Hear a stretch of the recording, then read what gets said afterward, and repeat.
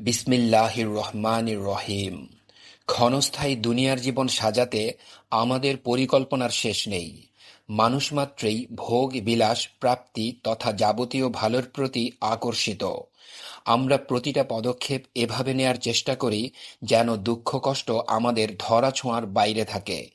দুনিয়ার পুঁথিগত বিদ্যার সর্বোচ্চ প্রয়োগে সব ভালোকে আয়ত্ত করতে চাই। অথচ আল্লাহ পাক বলেছেন, বস্তুত তোমরা এমন বিষয়কে পছন্দ করছ যা তোমার জন্য অনিষ্টকর, পক্ষান্তরে এমন বিষয়কে অপছন্দ করছ যাতেই তোমার কল্যাণ নিহিত রয়েছে। প্রকৃতপক্ষে আল্লাহ সব জানেন, তোমরা জানো না। সূরা বাকারাহ আয়াত ২১৬। আমরা মানুষরা তাই চাই যা আমরা পছন্দ করি, কিন্তু আল্লাহ পাক তাই ঘটান যা তিনি ইচ্ছা করেন, আর তাঁর ইচ্ছার মধ্যে সৃষ্টিকুলের কেবল কল্যাণই নিহিত। মাঝে মাঝে আমরা মনে করি, কেন হচ্ছে না, কেন হবে না, বুঝতে কষ্ট হয়, মানতে কষ্ট হয়, আমরা ধৈর্য হারিয়ে ফেলি।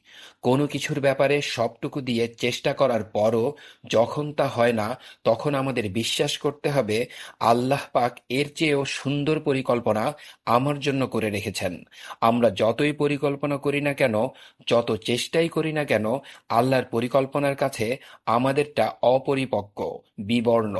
সূরা আনফালের ৩০ নম্বর এবং সূরা ইমরানের ৫৪ নম্বর আয়াতে আল্লাহ পাক বলেন, নিশ্চয়ই আল্লাহ সবচেয়ে উত্তম পরিকল্পনাকারী।